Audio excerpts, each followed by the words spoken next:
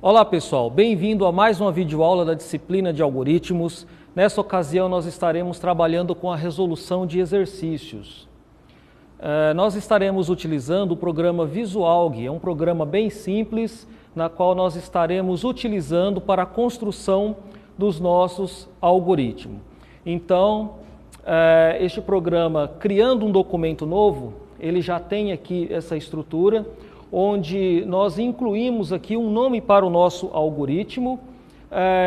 Nessa situação não precisamos aqui seguir nenhuma sintaxe, nenhuma regra, podemos até empregar espaço em branco, caracteres especiais como C cedilha, til, enfim.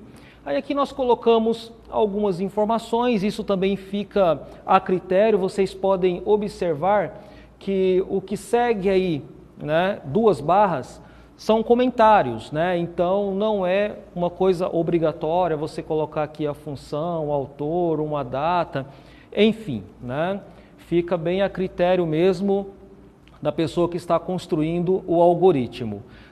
Depois nós temos aqui a declaração de variáveis, então esse espaço que fica entre var e início é o ponto onde nós incluímos as variáveis que são necessárias para a construção do algoritmo. E entre início e fim algoritmo é onde fica então o conjunto de comandos que vai aí estar descrevendo propriamente o seu algoritmo. Então é um programa bem simples de ser utilizado, lembrando que os exemplos das aulas do guia de estudo já está seguindo a sintaxe que é exigida aqui no Visualg para que você então possa estar construindo e executando os algoritmos. Bom, feito o algoritmo, não é este caso, nós ainda estamos com o nosso documento aqui em branco, nós vamos então para o passo de execução. Então, após a construção do algoritmo, a gente pode estar vindo aqui no menu, algoritmo e executar, ou então simplesmente teclar F9, E aí vai abrir então uma telinha preta, onde você vai estar inserindo então os dados solicitados para execução do algoritmo e também aparecerá nessa tela ali os resultados, a saída do algoritmo. Bom, vamos iniciar então com um exemplo bem básico, nosso primeiro exercício. Então nós temos aqui, na verdade, um algoritmo que consiste em somar dois números inteiros, que são informados então pelo usuário, e então o algoritmo calcula a soma desses dois números e mostra o resultado na tela. Então nós atribuímos um nome para o nosso algoritmo, soma números, Então vocês podem estar percebendo, temos aqui um espaço em branco, temos aqui um caractere acentuado, então aqui nós colocamos da forma normal, empregando aí qualquer tipo de caractere. Colocamos aqui, na verdade, a descrição do algoritmo, na qual é um algoritmo que recebe como entrada, então, dois números e exibe o resultado da soma desses dois números. Logo a seguir, nós temos aqui o que nós chamamos de declaração de variáveis.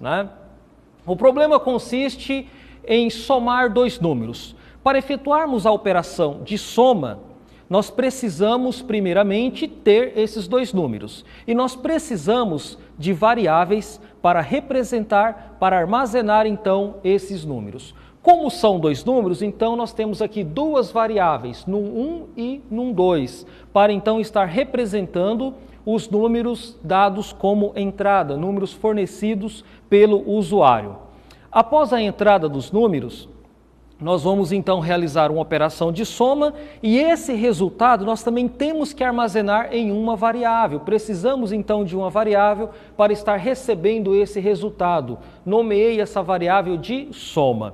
Neste caso, nós vamos estar trabalhando apenas com números inteiros, números que não possuem aí casas decimais. Então, 3 variáveis são suficientes.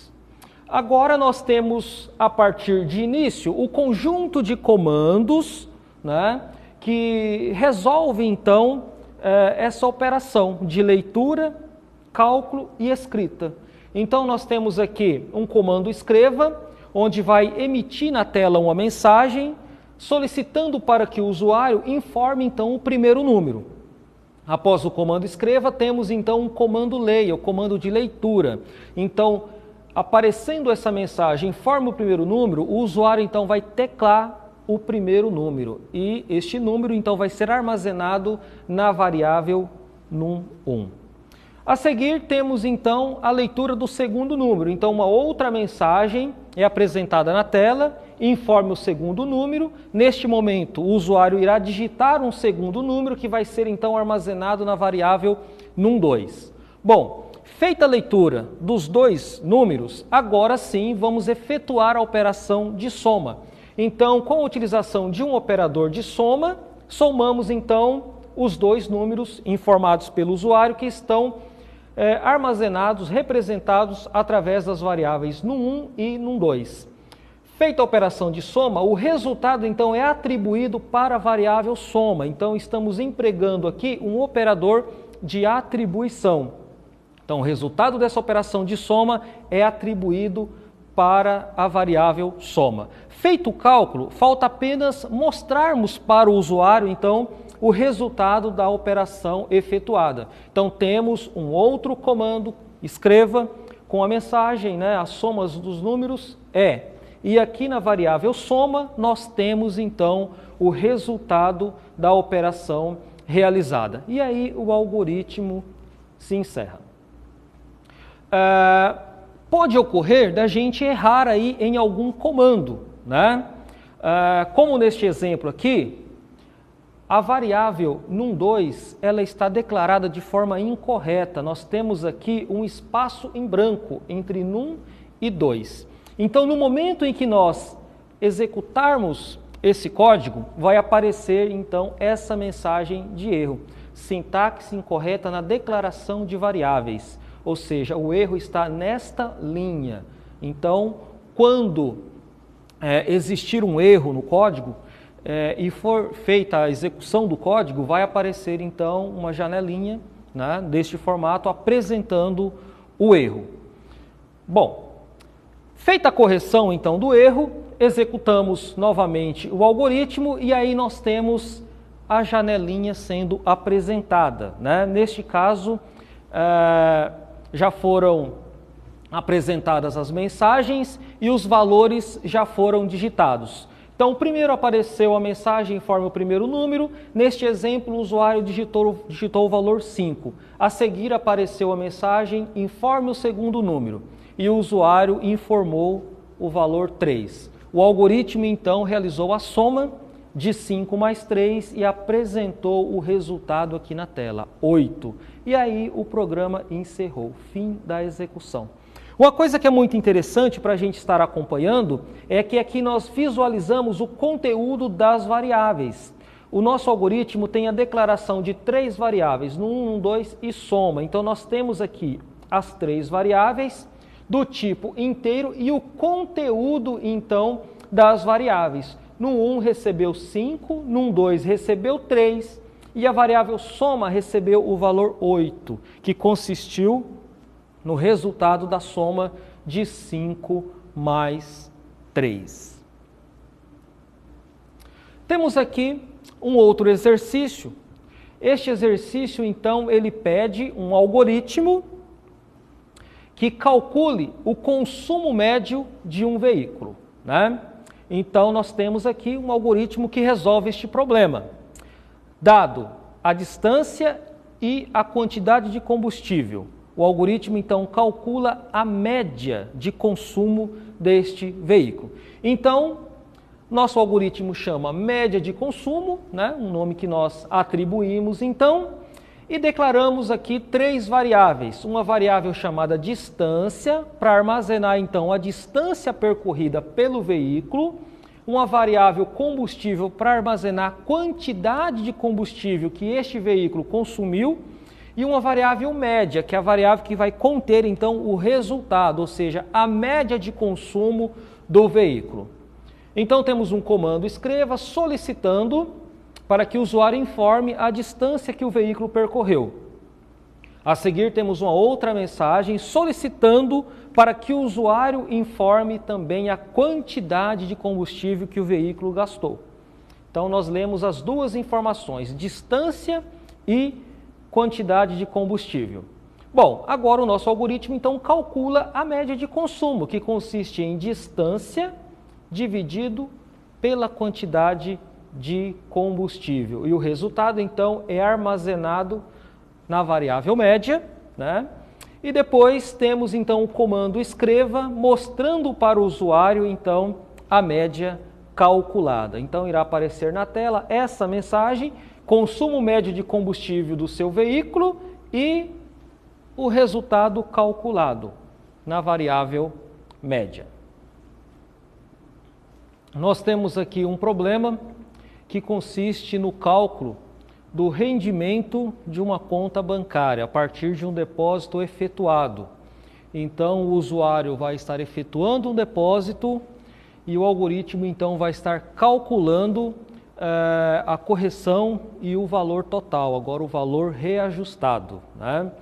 Então, nós precisamos aqui de uma variável depósito para estar recebendo o valor que o usuário vai estar informando, né, o valor que vai ser depositado aí em uma conta bancária. A correção para receber, então, o valor de correção, ou seja, correspondendo a 0,6% do valor do depósito, e uma variável valor total para receber, então, o valor final, o valor corrigido, né, que consiste no depósito mais essa correção de 0,6%. Todas as variáveis são do tipo real, porque nós estaremos aqui trabalhando com dinheiro, né? Então, nós teremos aí possivelmente centavos, então estaremos trabalhando com valores com casas decimais. Então, nós temos aqui uma mensagem que solicita para que o usuário informe, então, o valor de depósito, e esse valor, então, é armazenado na variável depósito, e após isso, então, nós temos o cálculo da correção, ou seja, 0,06%, desculpe, 0,6%, né? Ou seja, menos de 1% do valor do depósito. Então, como nós multiplicamos esse 0,6 pelo valor de depósito e dividimos por 100, então nós já temos aqui uma multiplicação direta de depósito vezes 0,006, né? Porque é menos de 1%, é 0,6 o valor aí a ser corrigido. Então, nós temos o cálculo e o valor, então, sendo armazenado na variável correção. E agora temos aqui o cálculo do valor final, que corresponde ao depósito que o usuário informou, mais essa correção de 0,6%. E no final, então, nós apresentamos o rendimento, né, desse depósito, né? Ou seja, o quanto que esse dinheiro rendeu. Então, apresentamos a mensagem e o valor total, o valor que está agora em conta já corrigido. O próximo exercício agora pede aqui, né, que nós façamos a leitura de dois números distintos e aí então temos que mostrar qual número é o maior. Bom, nesta situação agora nós temos o emprego de uma estrutura condicional, porque nós temos uma verificação, uma comparação entre dois dados aí do mesmo tipo. Então nós temos duas variáveis, denominamos a primeira de num1 e a segunda de num2, ambas do tipo inteiro, para então estar armazenando os valores de entrada. Então, inicialmente, apresentamos uma mensagem solicitando para que o usuário informe o primeiro número, que então é armazenado na variável num2. A seguir, uma outra mensagem solicitando o segundo número, que então é armazenado na variável num2. Bom, tendo então os dois números, agora precisamos saber quem é o maior, qual dos dois números é o maior. Então, nós temos aqui o emprego de uma estrutura condicional, uma estrutura se, então, se não.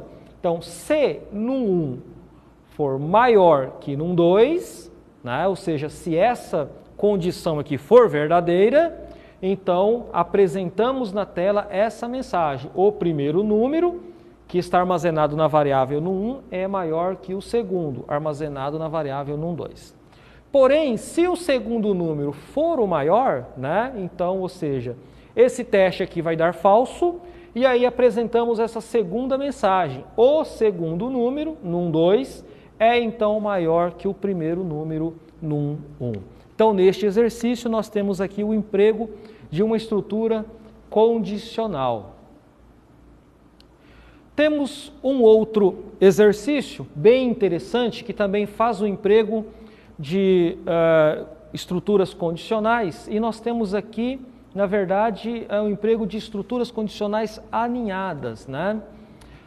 Neste exercício, nós temos que ter um algoritmo para receber a média de um aluno e então mostrar a situação desse aluno, né? Se a média do aluno for maior ou igual a 6, o algoritmo então deve apresentar que o aluno está aprovado. Se a média for menor do que 6, porém maior ou igual que 3, então o algoritmo deve dizer que o aluno está de exame. Agora, caso a média deste aluno seja menor do que 3, então o algoritmo deverá mostrar uma mensagem aluno reprovado.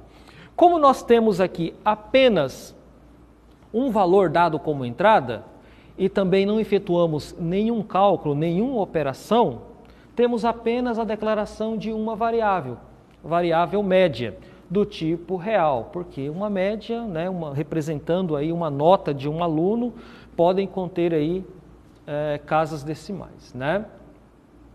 Então temos aqui a solicitação da média deste aluno, né, para que o usuário então informe a média desse aluno. Temos então o comando leia, recebendo essa nota informada. E agora temos a verificação. Se média for maior ou igual que 6, então apresentamos a mensagem aluno aprovado. Se não, nós temos ainda mais duas situações. Ou o aluno está de exame ou o aluno está reprovado. Então, por isso que dentro do senão abrimos um outro se, então, senão. Então, nós temos duas estruturas condicionais, uma aninhada à outra. Então, dentro do senão, abrimos uma outra estrutura, agora verificando se a média é maior ou igual que 3. É claro que, se estamos aqui no senão, é porque a média é menor do que 6, né? Se a média for maior, é óbvio que estaremos já entrando aqui e apresentando essa primeira mensagem, aluno aprovado. Se na execução do algoritmo entramos aqui em se média maior ou igual que 3, é porque não é maior que 6, mas se for maior ou igual que 3, apresentamos então a mensagem aluno de exame. Por exemplo, média 5, né? Vai ser menor do que 6, porém maior ou igual que 3. Agora, se a média ainda for inferior a 3, por exemplo, uma média 2, então esse teste vai dar falso. Entrando no senão, o segundo teste também vai dar falso e aí apresentaremos a mensagem aluno reprovado. Então, este é um exemplo aí do emprego de estruturas condicionais aninhadas. Então, pessoal, nós vamos estar encerrando essa aula, mas nós vamos estar dando continuidade no próximo vídeo com os exercícios 6, 7, enfim. Obrigado.